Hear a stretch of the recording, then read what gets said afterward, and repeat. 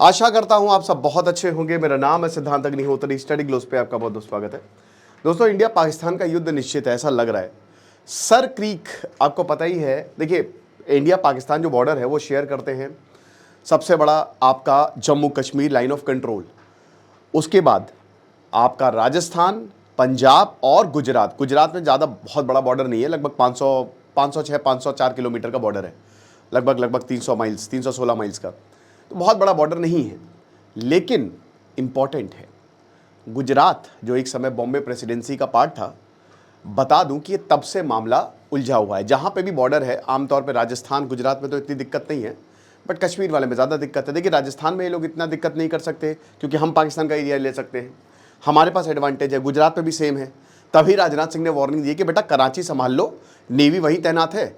Operation सिंदूर में तो छोड़ दिया था, कैसे तुम्हारी नेवी डर के भागी थी। अब ज़्यादा अगर उछलोगे तो कराची ही ले लेंगे। सर क्रीक का रास्ता कराची से होकर वो गुजरता है। राजनाथ सिंह ने बोल दिया, लेकिन पाकिस्तान अपनी हरकतों से बाज नहीं आएगा और ये पक्का उसने नया दांव चला है। तो हम बात करेंगे। एआई का कोर्स दोस्तों हमारा लाइव है, तो आप उसको अवेल कर सकते हैं। डिस्क्रिप्शन कमेंट बॉक्स पे लिंक है। तो बताते हैं कि जो सर क्रीक सेक्टर है ये गुजरात, और ये 96 किलोमीटर की एस्चुरी है। एस्चुरी पता क्या होती है? देखिए, जब ये रीजनल फीचर है बेसिकली कि क्या होता है कि जब नदी है, ठीक है, जब वो समुद्र में मिलती है तो अपना ऐसे माउथ ऐसे वाइड ओपन हो जाता है, समझ रहे हो? तो वहाँ पे छोटी छोटी एस्चुरीज बन जाती हैं, लैंड फॉर्म्स। तो अब क्या होता है, अब यहाँ पे तो चलिए तो ज्योग्राफी का कंसेप्ट है, but mouth of the river मतलब बहुत वाइड हो जाता है, ठीक है ना। तो अब जब भी ऐसा होता है तो ये कहीं पे भी अगर आप एस्चुरी या ऐसा होगा तो वहाँ पे आपको अच्छे खासे खनिज मिलेंगे, रिसोर्सेज बढ़िया होंगे। अब इन रिसोर्सेज पे नज़र जो है वो हर किसी की रहती है, तो पाकिस्तान की भी इस पे नज़र है। अब इतना कुछ तो दे दिया भारत ने, तो यहाँ पे बोला कि देखो इतना भयानक, इतना बम मारेंगे, रिप्लाई इतना खतरनाक होगा कि तुम्हारी हिस्ट्री और ज्योग्राफी दोनों बदल जाएगी। ये इतना बड़ा स्टेटमेंट है। हमारे डिफेंस मिनिस्टर ने बोला कि बेटा समझ लो, वरना तुम्हारी हिस्ट्री भी चेंज कर देंगे, तुम्हारी ज्योग्राफी भी चेंज कर देंगे। आमतौर पर ये जुमला बहुत यूज होता है कि हिस्ट्री ज्योग्राफी सब बदल देंगे। अब हिस्ट्री कैसे बदल देंगे? हमारा हो जाएगा। और ज्योग्राफी कैसे बदल देंगे? पूरा कराची हम ले लेंगे। इस तरीके की बातें बोली है। तो अब भारत ने बोला कि देखिए कई बार, और देखिए इंडिया की बहुत बड़ा बड़प्पन है और पता नहीं हम क्यों इतना ज़्यादा झुकते हैं, बल्कि हमारे पास इतनी ताकत है। ठीक है, आप हनुमान जी का प्रिंसिपल यहाँ पे अप्लाई होता है कि बात यह है कि भाई आपके पास बहुत ताकत है, रिस्पॉन्सिबिलिटी भी ज़्यादा है। तो अभी तक भारत जो है वो खाली बातचीत कर रहा था। उन्होंने कहा कि देखिए अभी कई अटैम्प्ट हमने किए भैया, हमने टेबल पे आई है, लेकिन ये लातों के भूत हैं। पाकिस्तान का इंटेंशन एक ही है और उसका अनक्लियर है। पहली बात तो इनको देखिए पढ़े लिखे तो है नहीं, देखो समझ ही नहीं आ रहा होगा लिखा क्या है। तो रिसेंट एक्सपेंशन जो मिलिट्री इंफ्रास्ट्रक्चर का है सर क्रीक, वो बताता है कि इंटेंशंस कितने स्ट्रांग है। पाकिस्तान ने अपनी यहाँ पे मिलिट्री डिप्लॉय करना शुरू कर दिया, और दोस्तों ये बट ऑब्वियस था, ये होना ही है। ये मान के चलिए कि ये हमले होंगे, पाकिस्तान भारत का युद्ध होगा, और पाकिस्तान उसके लिए तैयारी करना शुरू कर चुका है। वो डिफेंस पैक्ट साइन कर रहा है, वो अमेरिका की हेल्प ले रहा है। पाकिस्तान को लगता है कि इन सब चीज़ों से हम बच जाएंगे, लेकिन ये सच है। तो सर क्रीक जैसा कि हमने बताया 96 किलोमीटर की टाइडल एस्चुरी है। अब ये कहाँ पे? ये गुजरात पे, ठीक है ना। ये गुजरात, थोड़ा रन ऑफ कच्छ पे जाएंगे तो वहाँ पे। तो अब ये जो क्रीक है ये अरेबियन सी से मिलता है, जैसा कि मैंने बताया अरेबियन सी से मिलता है। भारत के गुजरात को ये पाकिस्तान का जो सिंध प्रोविंस है उससे सेपरेट करता है। अब यहाँ पे डिस्प्यूट है। तो सर क्रीक, ठीक है, मतलब जहां से सर क्रीक खुलता है और बिल्कुल नीचे तक, तो ये बताता है कि भाई देखो ये लाइन जो डेजिग्नेट की हुई है, भारत कहता है ये हम अभी जो प्रेजेंट हमारी, और पाकिस्तान कहता नहीं हमको और ज्यादा एरिया चाहिए। तो लाइन पे बेसिकली विवाद है। अब वैसे तो 1968 का ट्रिब्यूनल बैठा हुआ है और बाउंड्री क्लियरली डिफाइंड है। 1968 का जो ट्रिब्यूनल आया उसमें बाउंड्री को प्रॉपर डिफाइन किया, और भारत ने बोला कि मेरे भैया ये है। अब पाकिस्तान और ज्यादा इतना एरिया और मांगता है, कहता नहीं ये है, ठीक है ना, आप समझ गए। तो बेसिकली यह सब कुछ बाउंड्री को लेकर है, और यही आपका जो देखिए इसी को एस्चुरी कहते हैं, आप समझ रहे हो, इसी को ये पूरा का पूरा एस्चुरी है। ओके, और यहाँ पे बहुत सारी वाइल्ड लाइफ सेंचुरी भी बहुत सारी, क्या मतलब। तो अब क्या है कि भारत ने कई बार, भारत मतलब ये पिछले 100 सालों से भारत इसको सॉल्व करने की कोशिश कर रहा है। अब तब तो भारत का पार्ट, पाकिस्तान भारत का भी पार्ट था, लेकिन 1947 के बाद, अब 1947 के बाद जो है सिंध हो गया गुजरात का। उस समय तो सिंध बॉम्बे प्रेसिडेंसी के ही अंदर आता था। तो अब जो डिस्प्यूट है वो फिर अब इंडिया पाकिस्तान के बीच में हो गया। उससे पहले कोई दिक्कत नहीं थी। अब जैसे ही ये हुआ तो पाकिस्तान ने बोलना शुरू कर दिया ये हमारा है। 1968 में एक इंटरनेशनल ट्रिब्यूनल बना। अब रन ऑफ कच्छ का ज्यादातर हिस्सा जो है वो भारत के पास आया, लेकिन सर क्रीक अभी तक अनरिजॉल्व है, जो रन ऑफ कच्छ में है, ठीक है ना। और बहुत कई बार हमने इससे बात कर ली, लेकिन अभी तक ये सॉल्व नहीं हुआ। अब वैसे तो डिफाइंड है, मैंने बताया ना, बट पाकिस्तान कहता है कि नहीं, जब तक हम वो एरिया नहीं ले लेंगे तब तक हम मानेंगे नहीं। तो 1968 में पहली बार जो है, मतलब भारत ने ये मैरीटाइम बाउंड्री जो है वो सबसे पहली बता दी थी कि यहीं से ही गुजरता है। और हमारे पास जब भारत बात करता है तो सबूतों के साथ बात करता है, ऐतिहासिक तौर पे सबूत पेश किए, हिस्टोरिकल रिकॉर्ड्स, मैप्स, यहां पे सब कुछ दिया है, लेकिन पाकिस्तान कुछ भी नहीं मानता है। तो वैसे तो 1908 जब प्रिंसली स्टेट, तो यहां पे डिस्प्यूट जो है वो अराइज हुआ। राव जो रूलर ऑफ कच्छ और सिंध के थे, मतलब बॉम्बे प्रेसिडेंसी के अंदर तो नहीं आता था, लेकिन वो उसी का ही एरिया था, ठीक है। तो उस समय सरकार जो है, जो यहां पे फायरवुड कलेक्ट करने लोग जाते थे ना, वहां पे डिस्प्यूट की, यहां पे मत आना। रूलर की बाउंड्री डिफाइंड होती थी, बेटा इधर पे मत आना। तो कच्छ और सिंध के रूलर के बीच में विवाद हुआ। 1914 वही बॉम्बे गवर्नमेंट जो है, उन्होंने रेजोल्यूशन मैप जो है वो पास किया और बोला कि देखिए बाउंड्री जो ईस्टर्न बैंक की है, अब इसमें अलग अलग पैरा है, पैरा 9, पैरा 10। भारत कहता है पैरा 10 देखो, पाकिस्तान कहता है पैरा 9 देखो।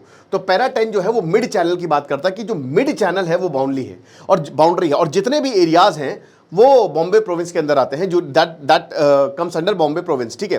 अब आता है जब आज़ाद हो गए 1965, ठीक है, क्योंकि 1947 के बाद बड़ी दिक्कत हुई, तो भारत और पाकिस्तान आर्मी क्रैश कर गई रन ऑफ कच्छ में, क्योंकि 1965 में भारत पाकिस्तान युद्ध भी हुआ था, तो रन ऑफ कच्छ में क्रैश कर गई और भारत ने हरा दिया।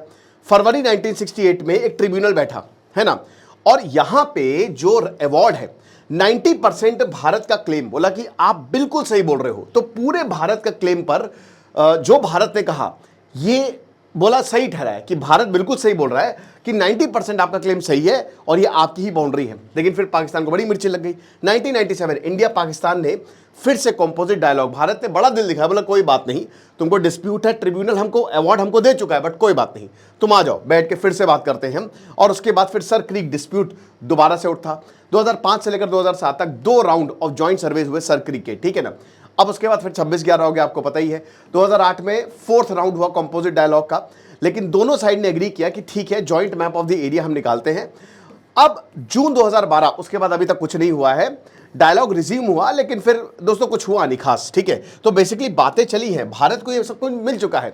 इंडिया कहता है कि भैया थैलबेक प्रिंसिपल के हिसाब से पैरा 10 जो है, सॉरी पैरा 10 कहता है, पैरा 10 भारत कहता है 1914 रेजोल्यूशन, भाई सर क्रीक हम कहीं पे भी जा सकते हैं, it is navigable through out the year. Pakistan कहता है पैरा 9 को देखो, थैलबेक प्रिंसिपल अप्लाई सिर्फ नॉन टाइडल वाटर बॉडीज, और सर क्रीक एक टाइडल वाटर बॉडी है, तो आप यहां पे नहीं आ सकते। तो हम पैरा 9 मानेंगे, आप पैरा 10 मानिए। मतलब एक तरीके से पाकिस्तान ज्यादा एरिया चाहता है, ठीक है।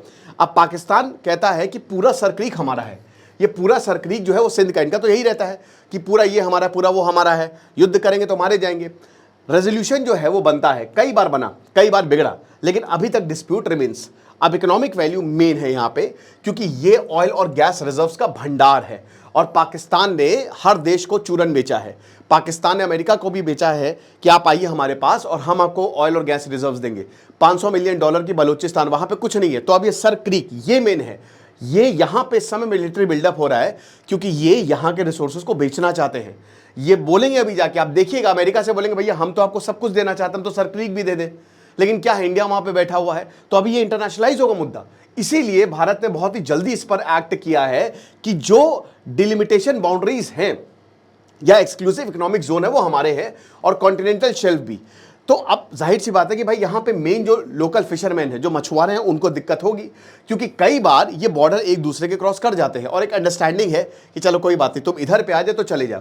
लेकिन अगर ऐसा प्रॉब्लम होती है तो जाहिर सी बात है पाकिस्तान वहाँ मिलिट्री बिल्डअप करेगा। इंडिया की आर्मी ऑलरेडी है वहाँ पे, पाकिस्तान की भी है उधर साइड पे, लेकिन ज़्यादा मिलिट्री बिल्डअप होगा तो लोकल फिशरमैन को प्रॉब्लम होगी, अरेस्ट हो सकता है, डिटेन हो सकता है। इंडिया पाकिस्तान जो है कई बार, भाई पाकिस्तान को तो पता ही है कि बस उसको कुछ भी मिल गया, कोई आम आदमी भी मिल गया तो वो कहता कि भैया तो जासूस है और इसको तो रखो, लंबे समय तक रखो, जिंदगी भर तक रखो, मार दो इसको, ये चीज़ है। तो पाकिस्तान वही बता रहे कि, और दूसरी चीज़ ये है कि जो पाकिस्तान का LBOD कैनाल है वो सैलाइन और इंडस्ट्रियल वाटर सर क्रीक में डिस्चार्ज करता है। अब ये देखिए इनकी, मतलब मैं क्या बोलूँ, बोलना तो नहीं चाहता, लेकिन इनकी नीचता देखिए कि ये पूरा सैलाइन और इंडस्ट्रियल वाटर यहाँ पे डिस्चार्ज करता है, और भारत कहता है कि ये वायलेशन है इंडस वाटर ट्रीटी का। लेकिन अब दोस्तों इंडस वाटर ट्रीटी तो रही नहीं, है ना, तो अब ये चीज़ें हो सकती हैं।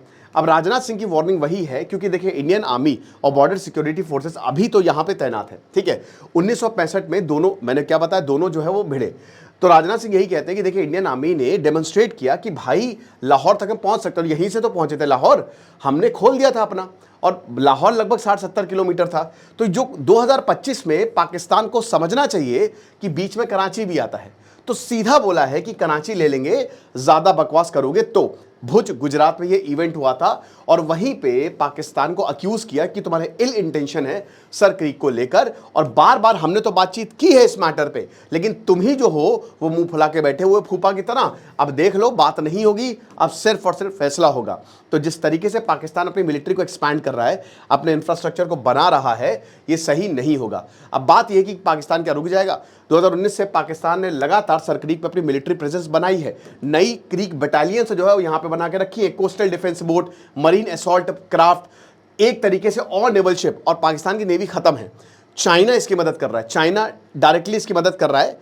और आपको बता दूं कि सर क्रीक पे जहां पर रिसोर्सेज हैं, जहां पे चाइना को लगेगा कि भाई अरेबियन सी है, यहां से सारा हमारा ट्रेड यहीं से होता है, तो अगर सर क्रीक पाकिस्तान के पास आ गया तो सबसे ज्यादा फायदा तो हम ही है, तो वहां ही आएगा ही। सितंबर 2019 में अबैंडन बोट्स जो है वो मिली थी, और यही बता रहे हैं कि ये टेरर थ्रेट भी है, क्योंकि कई बार यहां से ड्रग्स की सप्लाई होती है। कहां से आए थे अजमल कसाब और ये जितने भी लोग हैं, ये आए कहां से थे? लेकिन भारत ने वार्निंग दी और भारत ने यही बोला है कि बेटा ध्यान से करना, जो भी करना, कायदे में रहोगे तो फायदे में रहोगे। अब ये मान के चलिए कि भारत पाकिस्तान जो युद्ध की स्थिति है ना, वो अभी रिजॉल्व नहीं हुई है। जिस तरीके से पाकिस्तान आगे बढ़ रहा है ये जग जाहिर है, क्योंकि भारत ने एक चीज साफ कर दी है कि कोई आतंकी हमला अगर होगा तो ये वॉर होगा। अभी तक वॉर नहीं था, अब हम वॉर में जाएंगे, और वॉर में आपको पता है कि क्या क्या हो सकता है। तो अब पाकिस्तान इसीलिए पूरी दुनिया से मदद मांग रहा है कि अगर वॉर होता है तो आप हमारे साथ खड़े होंगे, और ये अच्छी चीज नहीं है। इट इज क्वाइट कंसर्निंग, क्योंकि भाई देखिए कोई भी युद्ध नहीं चाहता, नोबडी वांट्स वॉर, लेकिन पाकिस्तान को पता है कि अगर अपने अस्तित्व को बचाना है तो भारत पर तो हमला करना ही पड़ेगा, और हो सकता है सर क्रीक इसकी वजह बन जाए। आपको क्या लगता है मुझे कमेंट बॉक्स में बताइएगा। खुश रहिए, पढ़ते रहिए। दिस इज सिद्धांत अग्निहोत्री साइनिंग ऑफ।